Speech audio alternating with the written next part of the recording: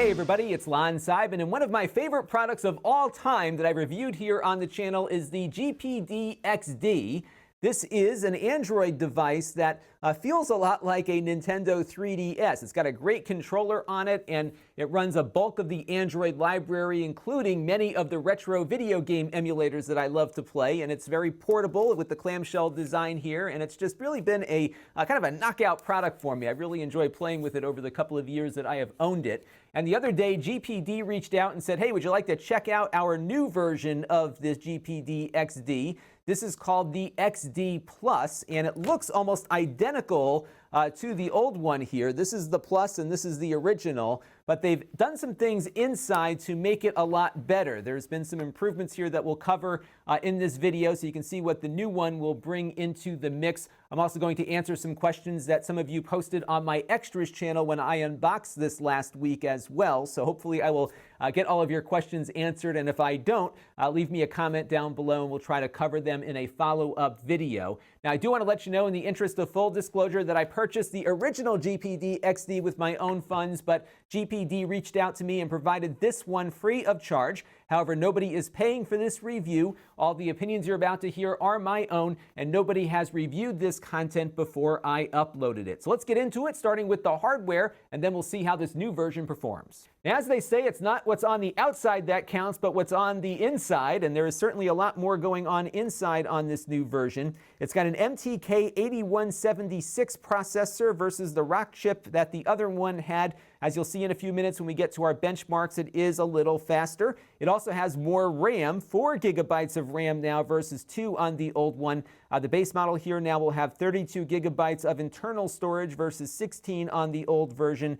And the SD card slot on this one will support up to 128 gigabytes. I'm also happy with the Wi-Fi support. It's got AC wireless support, which is going to be great for in-home game streaming and movie watching and that kind of stuff. So you've got faster Wi-Fi available to you now. It also supports Bluetooth, and you'll see me playing around with one of my 8-bit-do controllers in a few minutes. So you've got that as an option, which you did not have on the old one. So they've made some decent improvements here right off the bat, not only with performance, but also its supported radios. It supports Android 7. In fact, this one is running Android 7 right now. I think the latest update that my old one got was like Android 4.4. I don't think they ever got a lollipop update out for this one. So nice to see that it is supporting Android 7, although disappointing that these companies never really update the OS after their devices come out. But I do hope maybe they've got some upgrade path here for newer versions of Android as they become available. This also supports 64-bit apps, which the old one did not. And that's going to be important for some of the higher end game emulators that you might want to try on this. And try will be the operative word as we work our way through the rest of the review. 10.8 ounces or about 306 grams. I did find the battery life to be a little better on this one, primarily because I think its processor is more efficient at video kinds of applications like video decoding and game streaming and that kind of thing. So I think if you're not taxing it too hard, you should see about average tablet kind of battery life to it, probably about 6 or 7 hours for that kind of activity. If you're using a game emulator, I've got the PPSSPP emulator here, the PSP emulator. This kind of stuff will certainly tax the battery more, and you will get less life out of it, and it's going to vary based on what kind of load you're putting the processor under. But overall, I've been able to get some decent gaming done here, even with some of the higher end emulators, and I've been very pleased with it. Its standby time is also much better. I've often come out to my XD here after leaving it alone for a day or two and seeing it completely depleted. This one has been standing by a little better than the old one did, so that was great. It really feels the same in the hand. It really has no differing feel with its controller here. The sticks feel about the same. My gripe with the original, which is that these sticks don't click, is still a gripe here. They do have buttons on the side here to get you that stick click. So if you want to click the stick, you've got to push this button down. And of course, you've got the problem of pushing down the button while moving the stick at the same time. So for some games you might be streaming to it, that could be an issue. This was the same problem on the old one. The directional pad feels a little better than the old one did. I found the old pad to be a little squishy. This one feels a little firmer, but not tremendously so. So if you are not a fan of the D-pad before, this one is a little better, but not dramatically improved. There is some more travel to the button buttons. There is more room for them to get pushed down here, so that was an improvement that I saw. But overall, the differences here on the controller are very, very subtle. The display looks to me about the same. It's a 720p display. It's about 5 inches. So it's pretty much the same display as before. And 720p on a display this large looks pretty good, actually. And I found it to be a great resolution for playing a lot of these retro games on. So I've been pleased with it on the old one and continue to be pleased with it on this new one here. Let's take a look on the back here and see what we've got. Again, similar button layout as the old one, the same clickable shoulder buttons here. So you've got your shoulder button and a trigger button here, or maybe vice versa. You know what I'm talking about. Right here, we've got an SD card slot for putting in that micro SD card. I've got one in there right now. As you can see, it sits flush to the device. This is where you charge it. It is still micro USB and not USB-C. It charges up at a 2 amp charge rate, so typical tablet kind of charging. Here is your HDMI output. I'll show you some examples of how that works in a few minutes. You can plug it into a television if you want. It did not work with my 4K Samsung TV over there, but it did work on my PC gaming monitor. This might just be an issue with this pre-release hardware that they'll probably address as they get closer to final release, but you can hook it up to an external display. There's a little bit of a penalty in lag on that, very minimal, and I'll talk about that when we get to the input lag test. And then over here, you've got your headphone jack here for plugging in external headphones. So overall, again, very similar in feel, but there are some improvements under the hood that we will be exploring right now as we get into its performance. So we're going to kick things off with the PPSSPP emulator, which is, of course, the PSP emulator for Android, and we're running Burnout Legends here. And I've been able to get frame rates at around 30 frames per second, as you can see. This is the HDMI output right now, and it seems to be working okay, but I am finding that it's not maintaining a consistent frame rate. So although I'm getting 30 frames per second, most of the time it will kind of drop down every once in a while and give me a little bit of lag. Nothing that really interferes with gameplay too much, but definitely not as smooth as it might be on a more powerful device. But nonetheless, it is working pretty nicely here, as you can see, so that's not too bad. Now, one game that's always been tough to emulate is God of War. It's probably the most demanding PSP game there is. And as you can see here, we're not doing all that great on the frames per second. Maybe getting 25 frames per second tops, but not a lot of consistent performance. I did try to turn down some of the settings here to get the frame rate up, but this is about the best I was able to coax out of it. Perhaps some of you have some other suggestions for this, but this game's always been tough and remains so on this. So I would probably stick to some of the lower end PSP games on this particular handheld. Now, one emulator that did not run at all on the old console does run here. This is the Dolphin emulator, the GameCube emulator, and as you can see, we're getting frame rates at almost 40 frames per second running Burnout 2 here, which isn't too bad for a device of this stature, but I don't think it's perfect yet for GameCube emulation. As you can hear, the audio is kind of breaking up a bit also. I was hearing some of that audio break up on the PPSSPP emulator too. So the higher end emulators are still going to stress the hardware here, but Burnout 2 at least does seem to work on this. Let's check out another game. So here is Wave Race, and this one doesn't fare as well, about 15 to 20 frames per second. So maybe playable, but not spectacular here. So again, I don't think you're going to get into some of the higher end stuff with this console, which I was hoping you might be able to get into, but it will be a game by game basis once I think you go beyond stuff like the PS1 and the Dreamcast and the Nintendo 64, for example. So it is an improvement in overall horsepower, and again, some things can run that didn't run at all before, but you're not going to get some groundbreaking new emulator performance out of this device versus the old one, unfortunately. Now, another thing that's been dramatically improved on the XD Plus is its ability to stream games from a PC. And right now I'm running the Moonlight app here on the XD Plus and streaming this from my gaming PC over the network. Now, a couple of things are making this experience better here on the XD Plus. The first is that it supports AC wireless, so you get a more reliable and faster connection, provided you have good signal strength.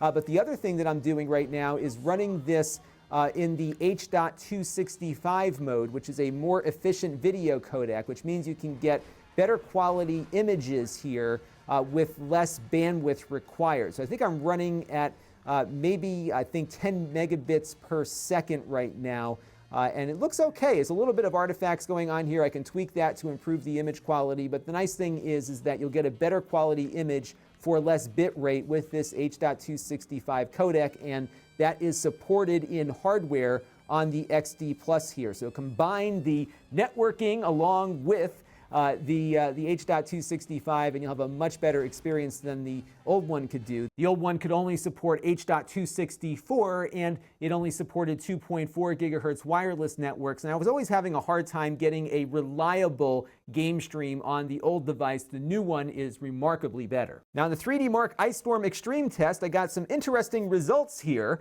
If you look at the two graphics tests here, the GPD XD Plus is about 50% faster than the prior edition device is, but the physics score is about the same, which means that we have a faster GPU in here, but the CPU is running at pretty much the same rate as the old one, and that will certainly make an impact on some of those higher-end emulators that not only want graphics performance, but need that CPU performance to emulate the old hardware. So that was very telling there.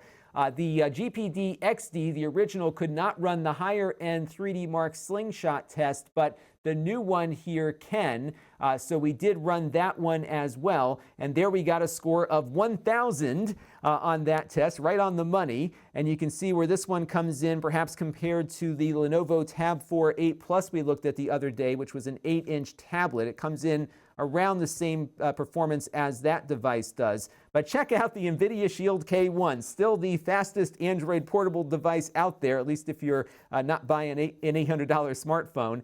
That one scored 3,227, and you can see just how much more powerful the K1 was, unfortunately, over something like this. But nonetheless, this is a very convenient form factor because it is integrating the game controller into the mix. But if you're curious about where it's performing compared to other devices, I think these two benchmarks give us a very good idea of that. And another area where there's been some improvement on the XD Plus is with its input lag for its built-in game controller.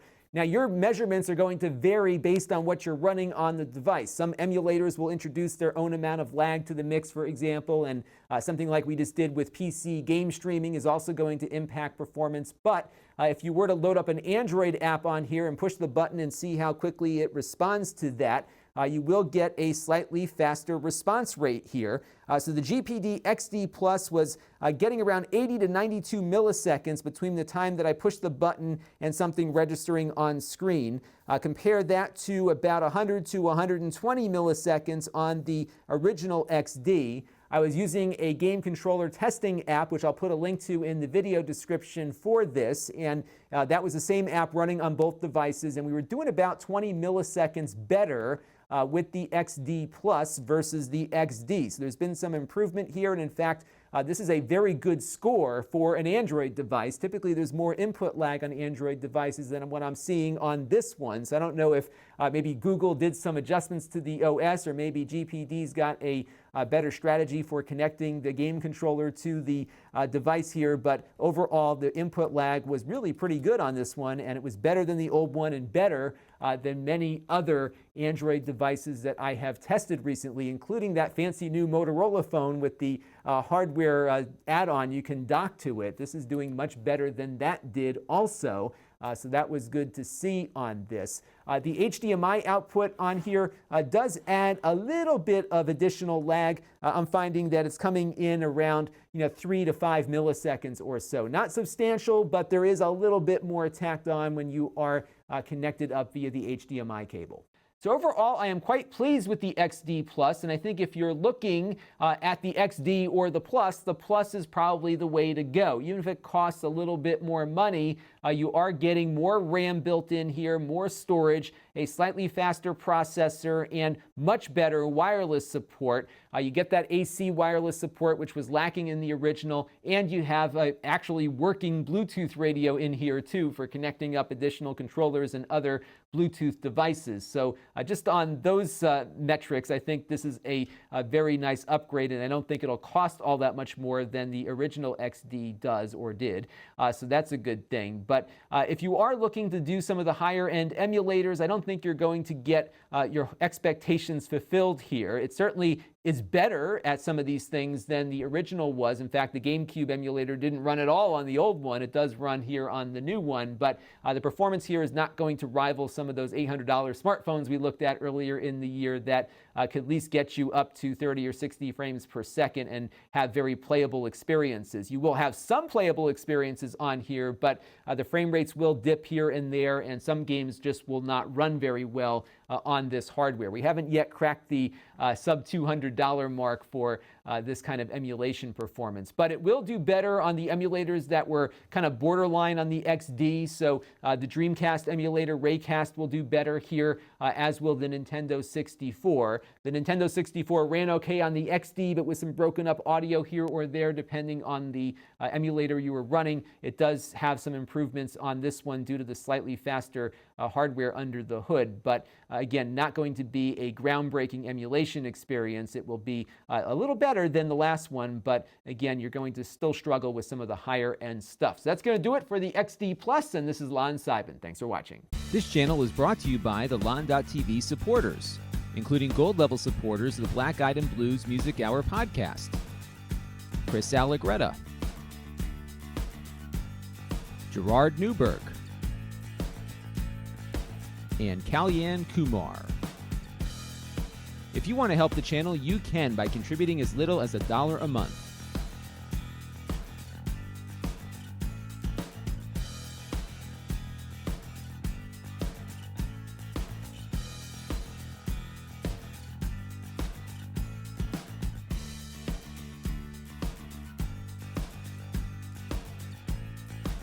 Head over to lon.tv/support to learn more.